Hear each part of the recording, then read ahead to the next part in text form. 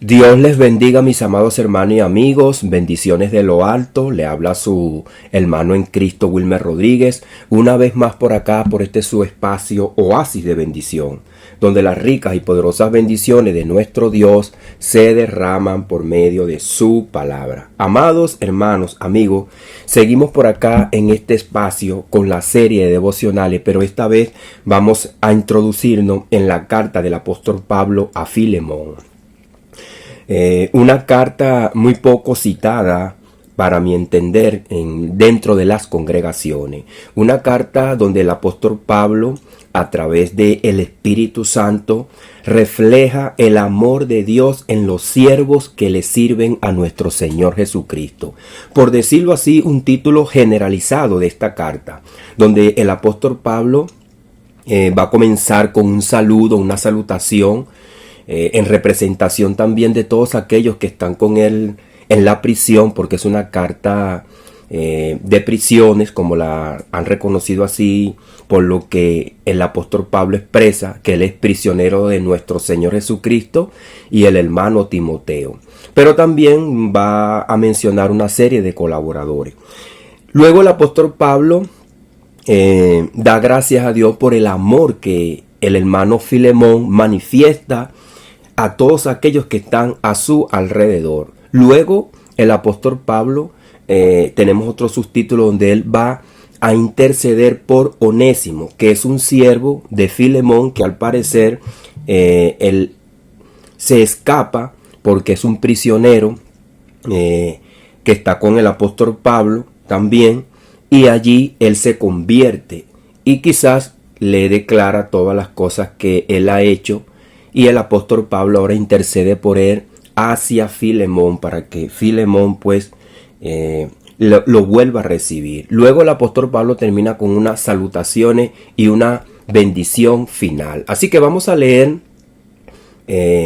esta carta desde el verso número 1 al verso número 3 y después leemos cierta parte de esta carta. Pablo, prisionero de Jesucristo, y el hermano Timoteo, al amado Filemón, colaborador nuestro, y a la amada hermana Apia, y Arquipo, nuestro compañero de milicia, y a la iglesia que está en tu casa. Gracia y paz a vosotros de nuestro Dios, Padre y del Señor Jesucristo. Padre amado, Señor, te damos las gracias por tu amor, por tu misericordia.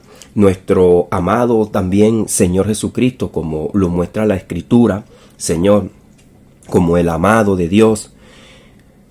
Te damos las gracias hoy, Señor, porque tú permites que también nosotros podamos leer tu palabra, desgustar tu palabra, Señor, mi Dios amado, disfrutar de ella, alimentarnos a través de ella, pero también compartirla con aquellos también, Señor, que no te conocen, y también con los que te conocemos, porque tu palabra nos manda que nosotros nos alimentemos, nos exhortemos, nos edifiquemos y nos consolemos los unos a los otros. Que tomemos este ejemplo, Señor, mi Dios amado, que nuestro amado apóstol Pablo también nos deja, y nuestro amado hermano Filemón y todas aquellas personas que estaban a su alrededor, que eran sus colaboradores. Ayúdanos, Señor, también a nosotros tener ese corazón lleno de amor, de misericordia, como lo mostró el apóstol Pablo, no sacando así un provecho para sí mismo, sino buscando, Señor, el bienestar de el prójimo, de Onésimo. Bien claro, Señor, lo declara él en 1 Corintios 13, no solamente dejando una carta que habla del amor, sino también, Señor, manifestando lo que es el amor. Ayúdanos, Padre amado, Señor, porque muchas veces nosotros buscamos el interés de nuestra propia conveniencia, cegándonos así, Señor, a través, Señor, de nuestras pretensiones. Ayúdanos, Señor, mi Dios amado, a cumplir tu palabra, como lo dice, que nosotros debemos amar al prójimo como a nosotros mismos, Señor. En el poderoso nombre de Jesús, amén y amén.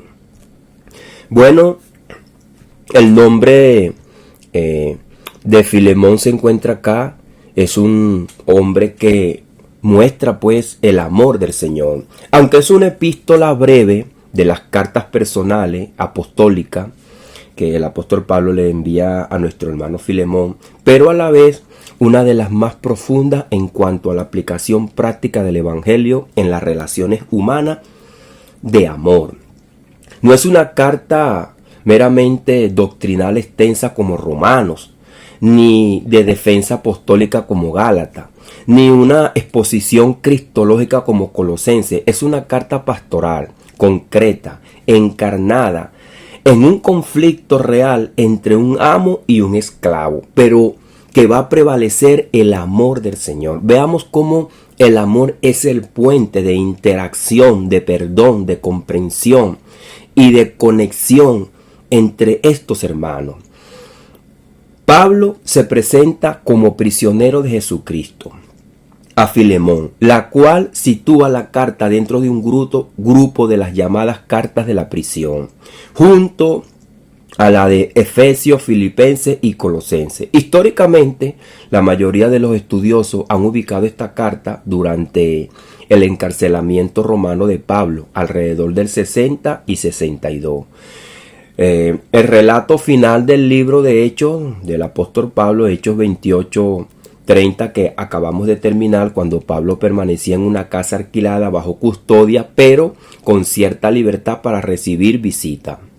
No aparece corresponder a la prisión de Filipo en el Hechos 16, porque allí fue encarcelado brevemente. Tampoco a la detención en Cesarea, sino probablemente en Roma, ya que Onésimo pudo haber llegado a una gran ciudad donde era más fácil ocultarse tras su fuga. El significado del nombre de Filemón proviene del griego Filemón, relacionado con la raíz fileo, que significa amar o afecto. Puede entenderse como afectuoso o amante. Este notable contenido de la carta gira precisamente dentro del entorno del amor cristiano aplicado a una situación que no era fácil, porque Onésimo, aunque ya él era un creyente y era perdonado entre los hermanos, para la ley romana no había perdón. Cuando un esclavo se fugaba de su amo, la condena era la muerte. Ahora Pablo le envía esta carta a Filemón. Filemón era un creyente acomodado, era un hombre de la nobleza, tenía sus comodidades, probablemente residente de Colosa, pues la carta a los colosenses menciona ahí a Onésimo en Colosenses 4:9. Como uno de vosotros, la iglesia se reunía en su casa, lo que indica una posición social y un liderazgo también. Onésimo era entonces el esclavo de Filemón. Su nombre significa útil o provechoso. Veamos pues cómo los nombres también van concordando con la idea que el apóstol Pablo saca para estructurar esta carta.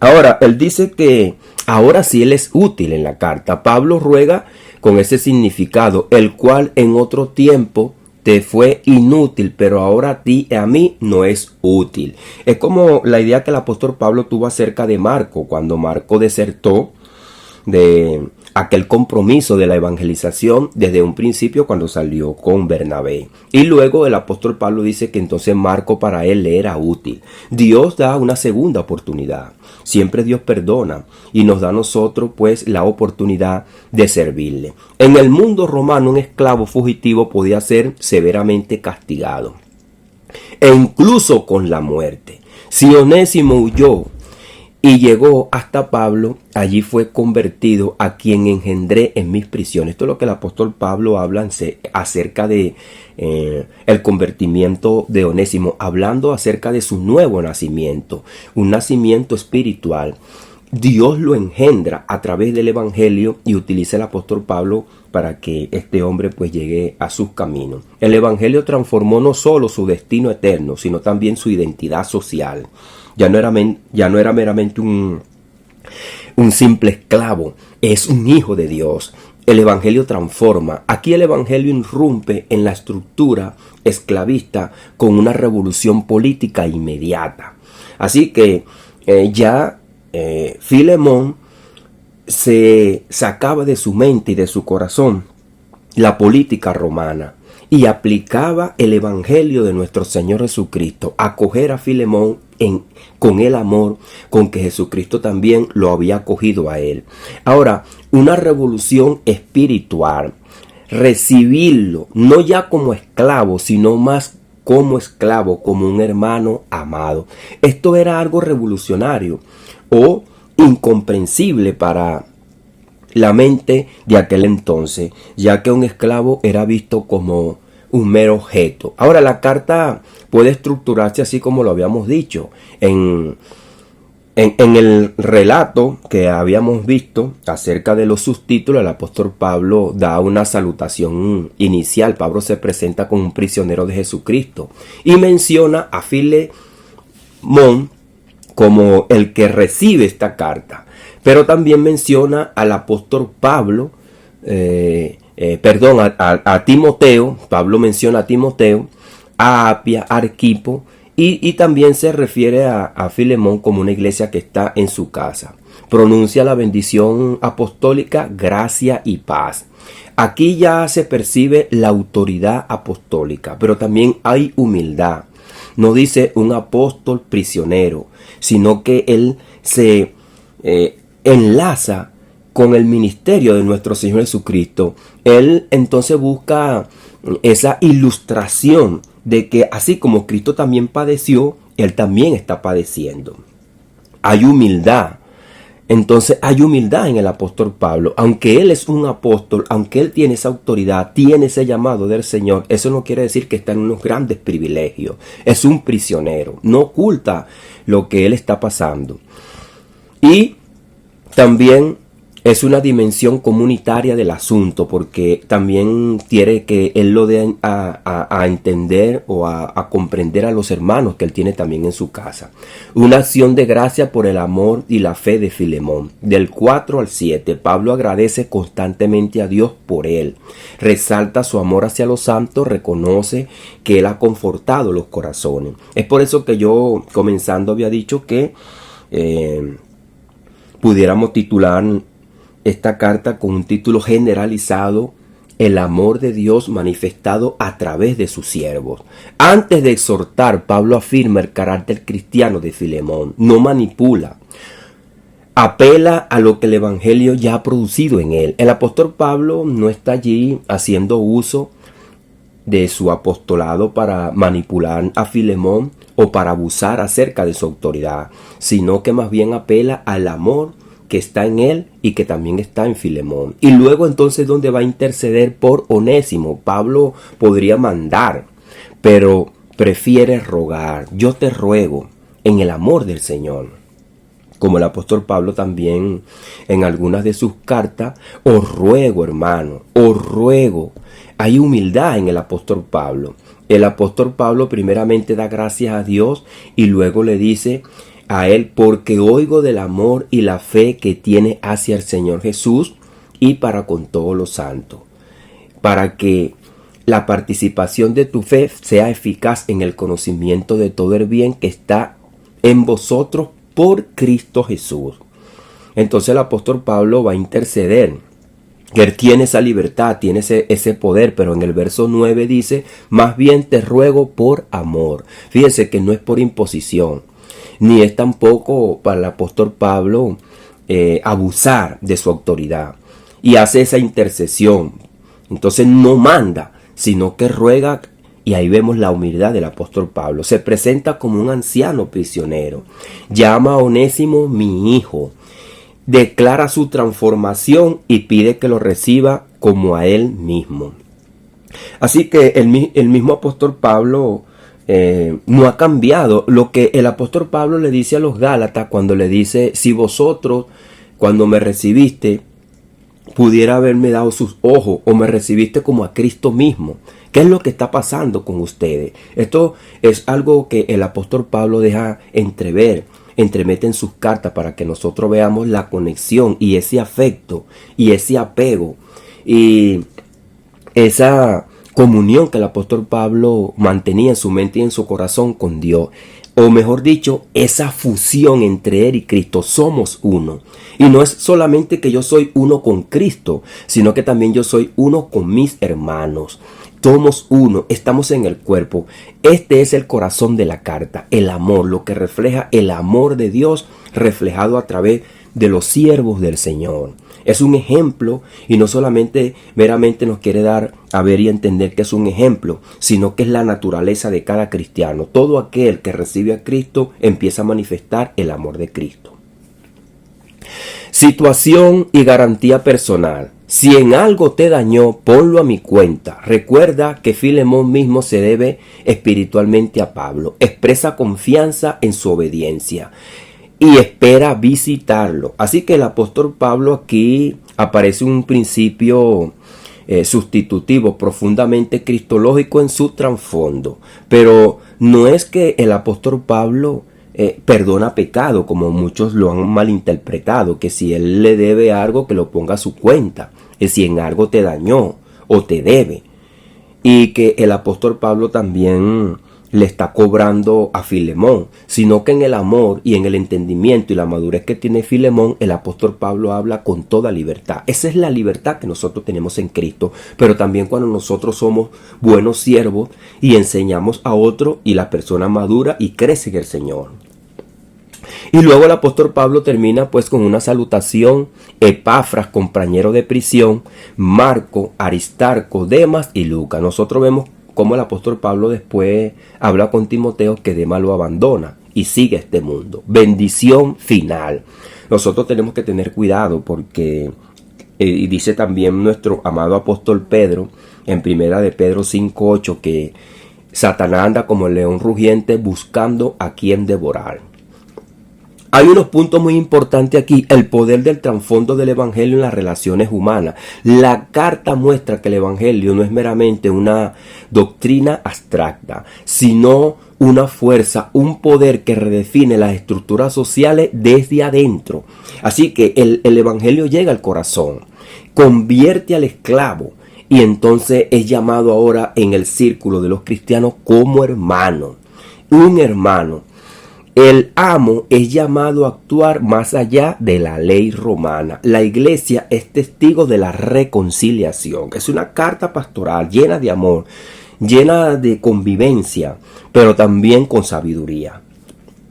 Pablo no inicia una revuelta contra Roma, introduce una revolución espiritual que con el tiempo entonces haría sostenible la lógica deshumanizada de la esclavitud. Entonces vería y dejaría desdibujada esa corriente de pensamiento que tendrían los romanos de maltratar, de esclavizar, de subyugar y hasta de dar muerte a las personas cuando querían su libertad. Ahora el evangelio está cambiando las mentes y los corazones. Va a cambiar el mundo, va a cambiar el imperio. Es lo que nosotros vemos hoy día ahora, donde ya no vemos actualmente, generalmente, esa esclavitud que se veía en el primer siglo, donde el ser humano era simplemente una transacción. Cualquiera lo podía comprar, lo podía vender. Pero Cristo en la cruz del Calvario compra la humanidad. Y ahora con su poder, con su amor y con su misericordia, trae una revolución espiritual. La carta muestra que la conversión no anula la responsabilidad. La gracia no legimita la injusticia. El amor cristiano supera las categorías sociales. Porque esto también debemos de tenerlo en cuenta. Porque hay personas que llegan a los caminos de nuestro Señor Jesucristo y recuerdo, me viene a la mente, el Espíritu Santo es quien nos guía a nosotros a toda verdad, que cuando Jesucristo va caminando, hay un hombre que se llama Zaqueo, y entonces él se monta en un árbol para ver a nuestro Señor Jesucristo, y el Señor Jesucristo le dice que es necesario que yo pose esta tarde, esta noche en tu casa para cenar contigo. Y luego cuando el Señor Jesucristo llega ahí, este hombre se transforma, su corazón es convertido, él cree en nuestro Señor Jesucristo y le dice que lo que él ha robado lo va a devolver cuadruplicado. O sea que la gracia no legitimiza la injusticia. El evangelio, el amor de Dios, el poder de Dios le hizo ver, como le hizo ver a Isaías, que tenía labios inmundos. Le hizo ver a este hombre que tenía manos inmundas, que era un recaudador de impuestos y que robaba la ciudad, robaba el pueblo. Y le dice a nuestro Señor Jesucristo que él iba a devolver cuadruplicadamente. Así que la responsabilidad que había también en Onésimo era reconocer su falta, reconocer su pecado, su maldad, lo que él le había hecho también a Filemón, y que entre ellos imperara el perdón, pero también la responsabilidad. El amor cristiano también, como estábamos diciendo, supera las categorías sociales. Así que en el amor del Señor todo es perdonado, pero también nosotros reconocemos nuestras fallas, nuestros errores y nuestra responsabilidad. Todo es superado, pero también todo es verdaderamente procesado sabiamente cuando la palabra de Dios llega a nuestra mente, a nuestro corazón. La intercesión y la figura sustitutiva, una sombra del evangelio. Cuando Pablo dice: si en algo te dañó o te debe, ponlo a mi cuenta. Algunos han tergiversado este texto afirmando que Pablo tiene la autoridad para perdonar pecado o absolver de culpa de una manera sacerdotal, y no es así. Hay un solo sumo sacerdote. Es necesario afirmar con claridad esta idea. Pablo no está perdonando el pecado de Onésimo ante Dios.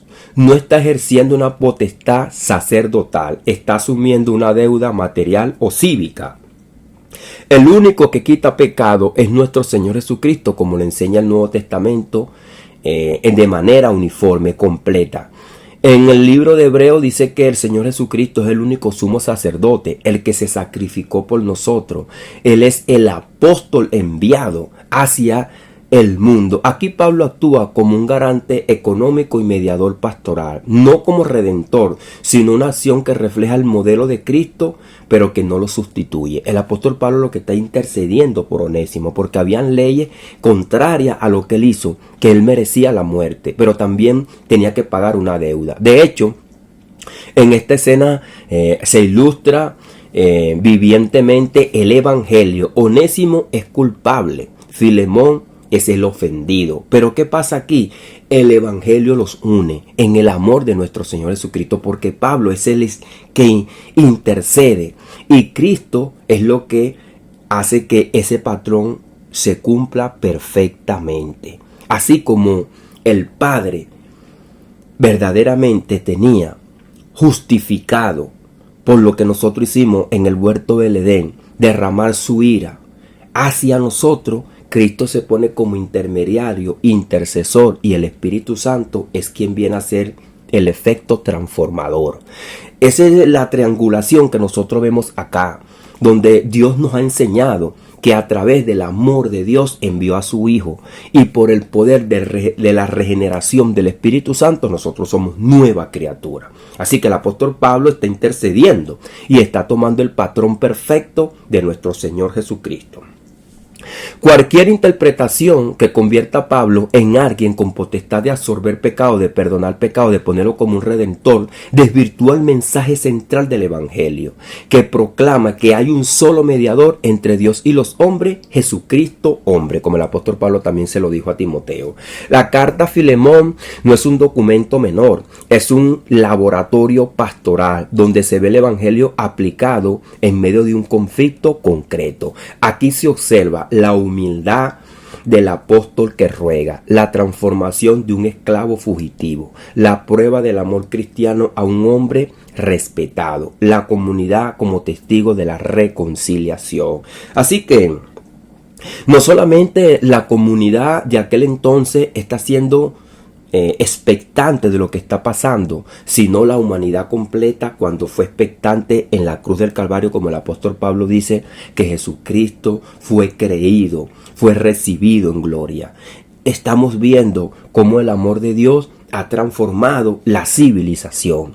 El resultado de la cruz se está haciendo presente y patente, como desde el primer siglo lo que nosotros vemos hoy se empezó a entretejer para hacer hoy en día esta gran realidad.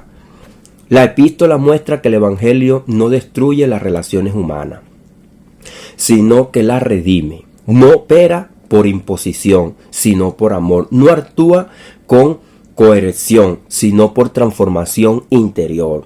No hay una revolución tampoco material o militar, es una revolución espiritual. No hay un irrespeto a las potestades que están allí mandando, sino más bien un respeto hacia la ley, pero transformando los corazones.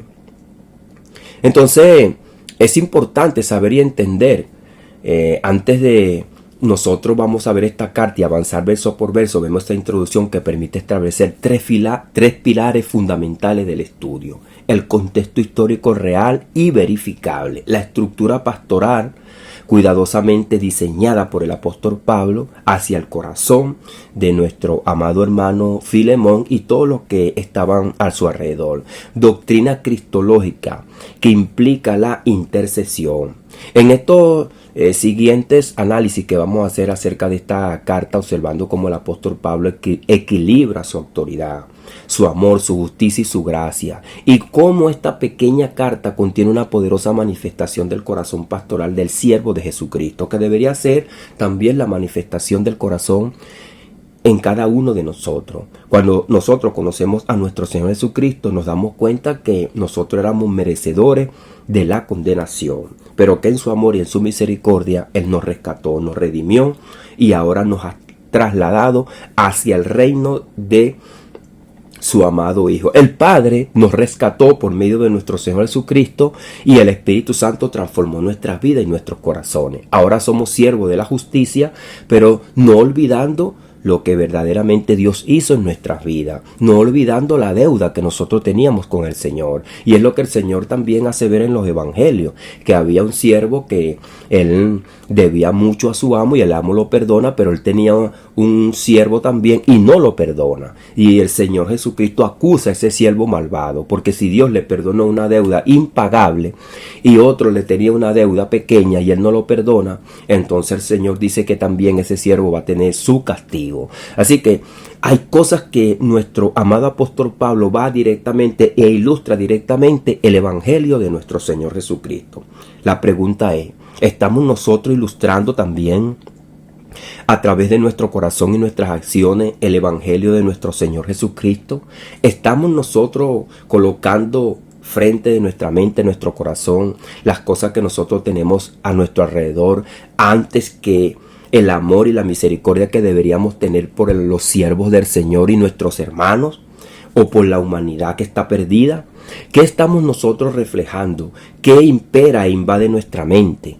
¿Qué estamos poniendo primero? ¿A quién estamos reflejando? ¿Estamos verdaderamente nosotros ilustrando, destellando el amor de Dios a este mundo, como lo dijo nuestro Señor Jesucristo, para que los hombres glorifiquen al Señor, no nos glorifiquen a nosotros? ¿Estamos buscando nosotros entonces nuestro propio beneficio o estamos cumpliendo ese mandamiento de amar al prójimo como a mí mismo?